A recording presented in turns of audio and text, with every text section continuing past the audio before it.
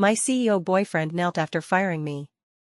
My CEO boyfriend fired me a month into my new job. I stormed into his office and asked, "Does my dad know you're firing me?" The CEO slowly looked up, his eyes holding 30% indifference, 30% mockery, and 40% nonchalance. "Your dad knew before you. He's also being let go from security." That night, the CEO knelt on a washboard begging my dad, "Father-in-law, I was wrong. Please let Lisa come home with me." 1 month into my job, the HR approached me.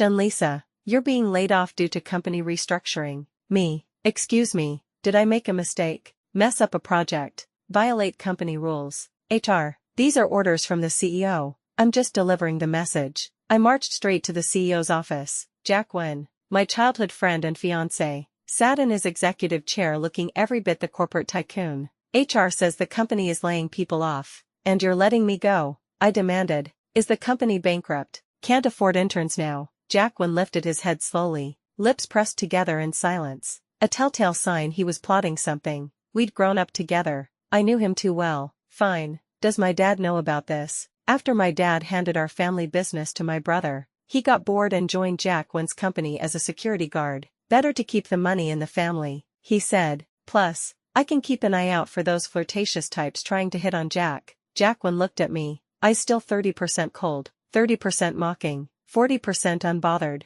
"Your dad knew before you. Security department layoffs include him too." Me, "Excuse me, this jerk was playing dirty." I stormed out, packed my things, and left. If he dared fire me today, I'd make him kneel and beg me to come back tomorrow. Jack Wen, "You dog, just you wait." Grumbling, I carried my box out and headed to security to find my dad, over 50. He was also packing his uniform. "Baby girl, your boyfriend fired me. What an ungrateful wretch." Looking at my own box, I whined, "Dad, that dog Jack Wen fired me too." I went to confront him. Guess what he said? My dad asked curiously. "What?" He said, "Your dad knew before you. Security department layoffs include him too." My dad, furious, he tried to charge off and confront Jack Wen, but I held him back, urging calm. "A former CEO." My dad quickly composed himself. June, "I suspect Jack Wen has another woman. He wants to replace his wife and even his father-in-law. He must want to give that cushy security chief job to his mistress's father." I nodded gravely. "You're right, Jack Wen.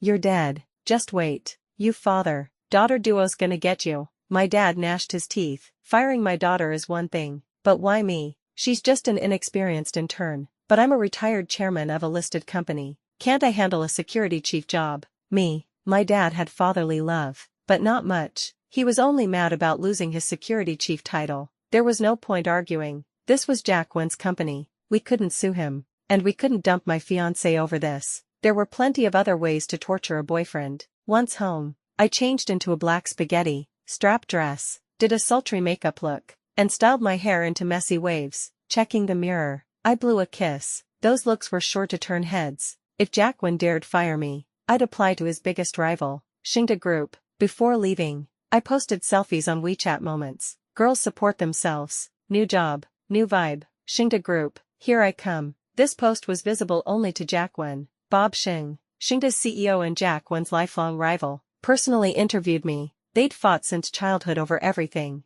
including me. When we were kids, my dad staged a kidnapping. Whoever found me first would be my fiancé. Jack Wen won by a hair, breaking Bob's heart. Seeing me, Bob's eyes nearly popped out. "That dog Jack Wen fired you." I nodded. Rivals sure had fast intel. He looked disappointed. "Why didn't he dump you? Then I could pursue you." I glared. "Can't you say anything nice? Will you help me or not?" Bob turned serious. "Yes, of course. You were my childhood crush. After all, I can't miss this chance. Jack Wen doesn't appreciate you, but I do. Lisa, consider me. I'm more reliable than him. If I didn't know he was chasing my best friend Ran, I might have believed him, but that's exactly why I felt safe approaching him. In return, I'll put in a good word for you with Ran." His eyes lit up. "Deal." News of my Xingda hire reached Jack Wen, but he showed no reaction. His secretary said he maintained his routine: work, gym, home, boring. So that night, I dragged Bob to a bar and posted another Moments, visible to both Jack Wen and my dad, still peeved about losing his security job. My dad commented, "Dad, my daughter has great taste. This new son-in Law is much better looking. Ask Bob if his security department is hiring. Me, asked, they aren't, but they'll always welcome you. Dad, perfect, I'll start tomorrow. Tell Bob I won't take anything less than security chief. Me, roger that. Our banter barely ended when Jacqueline called. Lisa, do you think I'm dead? I laughed. So he wasn't as calm as he seemed. Hello, can't hear you over the music. Bye. I hung up and clinked glasses with Bob. Jacqueline will be mad. Right. Bob worried. I couldn't beat him as a kid. Still can't now. What if he beats me up? Before I could reassure him, Jacqueline stormed in. Fast bastard. I reached to touch Bob's face. He yelped and pulled back. We agreed to act, but no touching. I must remain faithful to Ran. Unless you pay extra. Me, with Bob facing away. My gesture looked incredibly intimate from Jacqueline's angle. He marched over, yanked me up, and wiped my hand roughly with a wet wipe.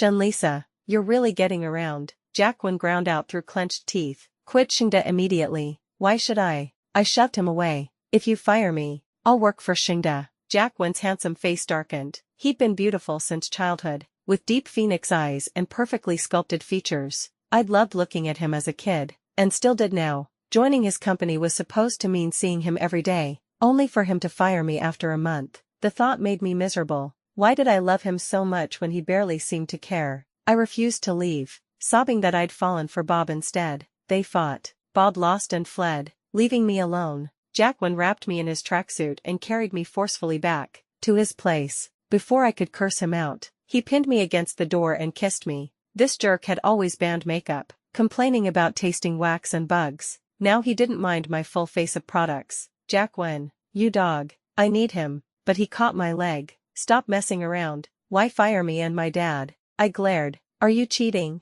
Those beautiful phoenix eyes studied me for a long time. One tigress like you is more than enough. When would I have time for others? Then why? I insisted. He pressed his lips together, silent. When I threatened to explode, he kissed me again. I soon lost my breath, only regaining clarity as he pushed me onto the sofa, gazing at my huge art portrait on the wall. The jerk was using his looks to distract me. I shoved him off, gasping. So you think you can seduce me? I, Lisa, am not so shallow. Tell me why you fired us, or we're done. Hands on hips. I tried to look fierce, but my blushing face betrayed me after that kiss. My dad says we should break off the engagement. I kicked him, but he grabbed my ankle and pulled me close. I struggled free and pinched his chest, nearly getting executed, before escaping while he fetched food. Disgusted that he might have cheated, I brushed my teeth and showered, posting another moments visible to Jacqueline. 20 years old, first time kissed like a dog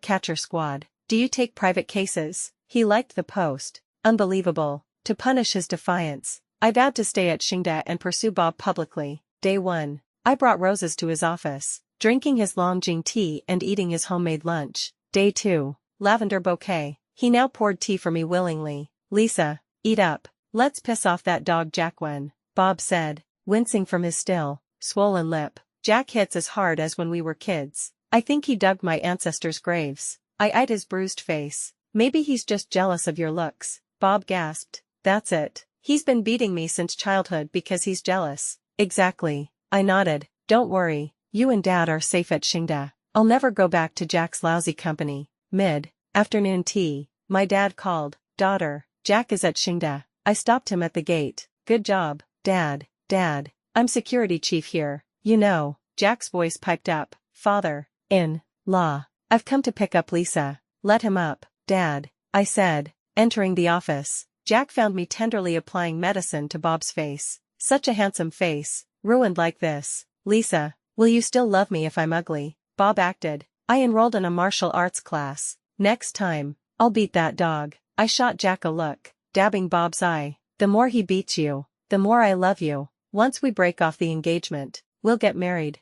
Lisa, come home with me, Jack said, reaching for me. Who are you again? I stepped back. He smiled coldly. Seems last night's impression wasn't deep enough. Lucky I filmed it. Want a reminder? He pulled out his phone. I snatched it, unlocking with my fingerprint to find a video of us kissing passionately. In his car, my mind went blank. Remember now? He asked, taking the phone back. I tossed it to him. Bob doesn't mind my past. Bob nodded wildly. Lisa said our kids will call me Dad. Jack turned pale. You're pregnant. You want my son to call him dad. Me. This was ridiculous. I was a virgin. Where would a son come from? Did Jack think we'd slept together because he found me in his bed 2 months ago, with period blood on the sheets? I pretended to vomit, triggering another fight between him and Bob. When Bob lost, I called my dad's security chief for backup. My dad arrived, whacking Jack with a baton softly. You got my daughter pregnant then fired us. No conscience. Unmarried pregnancy before the wedding. You think you're hot stuff. I'll break your legs. Jack took the beating without flinching. Staring at me, my dad dragged me to the hospital, calling Jack's parents en route. His mom stormed in. Lisa, why didn't you tell us? I'll break Jack's legs. I told him no premarital nonsense. Jack arrived to get yelled at. We disown you. Lisa is our daughter now. The baby can keep your last name. I stood frozen. Wait, I was actually pregnant. At home, I tore my hair out, unable to recall when we'd slept together. My dad asked cautiously, you won't abort, will you? Your brother won't marry. I need a grandchild. Quit that security job. Just have the baby. Don't listen to Yao. The baby will take our last name. He beamed. I can work 9 more months. Save all my salary for the baby. My head ached. The hospital must have made a mistake. I sneaked off with Ran for a recheck. First buying 50 pregnancy tests. All positive. Jack called nonstop. I blocked him. Panicked. I went to the hospital, confirming the pregnancy. I moved into Ran's, telling my dad I needed space. He called. Jack came by, but I wouldn't let him in. I'm picking you a new husband. Men lining up from south to north want to be your baby's dad. Later, he reported. Jack knelt for 3 hours begging me to let you go home. I ignored him, ate melon seeds and watched cute baby videos. When he left, he brought 10 gene of melon seeds, saying they'd make me angry. 3 days later, Bob visited. Jack's gone crazy. He's skipping work to stalk your dad at Shingda. I rubbed my belly, torn. I loved Jack. He'd spoiled me rotten since childhood, carrying me to school, doing my laundry, even underwear, cleaning my dorm, making me birthday cake after a week of lessons. Bob left to chat with Ran. I unblocked Jack. His call came immediately. Lisa, where are you? Let me pick you up. His low, magnetic voice, like my favorite CD, made my ears tingle. Tell me why you fired us. Let's meet in person. I was wrong. I gave him an address near Ran's. Bob saw me off, promising, call if he bullies you. I'll hold him down even if I can't win. In the car, Jack kept stealing glances. At my door, he blurted, marry me, dream on. How sure are you the baby's yours? He handed me his phone. In the email, a blurry car video showed me drunk, kissing him passionately a month ago. You were celebrating your new job, got drunk, and your words made me lose control. I went home shocked, forgetting to why he fired us. He followed me, but my dad in security uniform blocked him. Dad, dog, what are you doing here? Get lost. We don't want you. Jack sighed. Father, in law. I was wrong. Dad, too late. Jack wasn't angry. I'll go, but I'll be back tomorrow. Rest well. Lisa, Jack. I called. Did you want to make up because I'm pregnant? Can you tell me why you fired us now? Dad perked up. Yes. Why? Jack said he'd take us to meet someone who'd explain. Driving to a hillside villa, we wondered who could make Jack risk angering his fiancé and future father-in-law. Heard you made sure you kneel 3 hours at your door. My grandpa asked. My dad pulled me behind him. Jack bullied your granddaughter. 3 hours was lenient. Orphaned as a kid, my dad suffered before meeting Mom. My grandparents had adopted him as a son. Mom died young, leaving Dad to raise us alone. He built this villa for my grandparents, registering it under my brother and me. He pushed me to Jack. Take Lisa to pick mushrooms. Jack nodded seriously, until I saw his hidden smirk. In the hills, he held my hand tightly. I struggled, so he hugged me and kissed me. Lisa, Grandma will scold you if you hit me. I fumed. My grandparents adored him. As kids, Dad sent us to stay with them, and Jack tagged along. Spoiled as the youngest, I was wild, while Jack was steady, helping my grandparents and saving me from punishment. That's why Jack dared fire us. On my grandpa's orders. Grandma and Grandpa felt bad for you and father-in-law, Jack said. They saw how hard he worked and forgave him. They were upset he became a security guard but too proud to call, so they told me to fire him. Why fire me too? I pouted. I'm young. Grandma's idea. After losing Mom, she feared losing you. Mom worked until 8 months pregnant, got sick, and died soon after. Tears welled up. Why didn't you tell me? They forbade it. Jack cupped my face. They care but are too proud, I sobbed. You should have told me secretly, we thought you had another woman. I hate you, hit me, scold me, it's my fault. He guided my hand to his face. I can't remember our first time, and you pretended nothing happened, I wailed. I thought I might have slept with someone else. Jack's face darkened. Do you think I'd let other men near you? Even your shinda job. Bob took my money. Your salary comes from me. I gaped. So my whole life, Jack had vetted my friends. Even Bob had betrayed me for money. In Grandpa's study, he praised Jack. No one loves you like him. Hurt her, and we'll tear you apart. Grandpa wiped tears. Your dad deserves to rest. After the wedding, he can babysit. We just want you and your brother happy, Jack vowed. I'll die before hurting Lisa. Our wedding followed quickly. At the ceremony, Dad cried handing me over. Harm her, and I'll kill you, Jack promised. We'll live with you, Dad beamed. That night, Jack entered the bridal chamber, grinning like a kid who'd found $100 bill. Unable to take his eyes off me. I can't believe we're finally married. Lisa, I rolled my eyes, still feigning annoyance. Thanks to your scheming, we almost broke up over a misunderstanding. He pulled me into a hug, nuzzling my hair. Blame my overprotectiveness. Grandma and Grandpa meant well. They just didn't want history repeating with you. Thinking of Mom, I softened. Jack had carried not just my secrets but my family's trauma too. Next time, promise to tell me the truth, even if it means disobeying them. Promise. He kissed my forehead. But let's be real. You enjoyed making me jealous with Bob, didn't you? I laughed, pinching his arm. Maybe a little. Seeing you storm into that bar like a territorial gorilla was pretty satisfying. Gorilla, huh? He tickled me until I begged for mercy. For the record, Bob's martial arts class was just a front to hit on Ran. I caught them sneaking around twice. Figures. I snorted. No wonder he kept flaking on our romantic lunches. Our honeymoon was cut short by my growing bump, but Jack turned our apartment into a maternity paradise, hiring a nutritionist, installing a prenatal massage chair, even reading baby books aloud in his sexy CV voice. One night, as I struggled to tie my shoelaces, Jack dropped to his knees without a second thought. Let me, Mrs. When, watching him gently fasten my sneakers, I remembered the first time he'd knelt on that washboard, begging my dad, how far we'd come. Hey Jack, I said softly, remember when you fired me? He looked up, eyes crinkling. How could I forget? You looked so cute storming into my office, hair all fluffed up like an angry pufferfish. I was furious.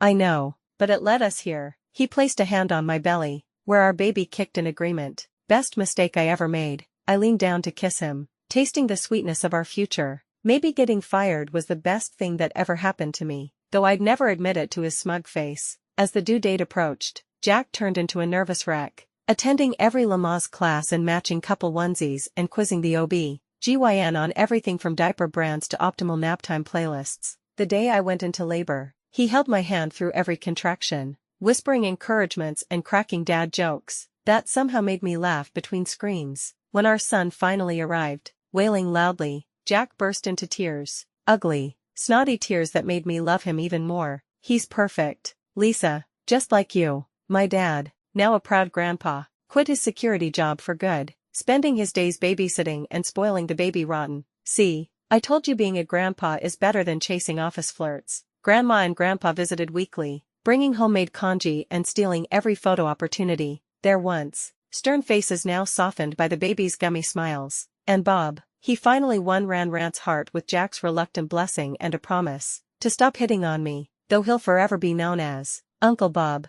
the man who got paid to flirt. As for Jack and me, we learned that love, like a good CEO, requires balance, knowing when to take charge, when to kneel, and when to let your fiery fiancé school sweetheart turn your life upside down. So here's to messy love stories, meddling grandparents, and CEOs who learn that sometimes the best business decision is falling to your knees for the woman you love. The end.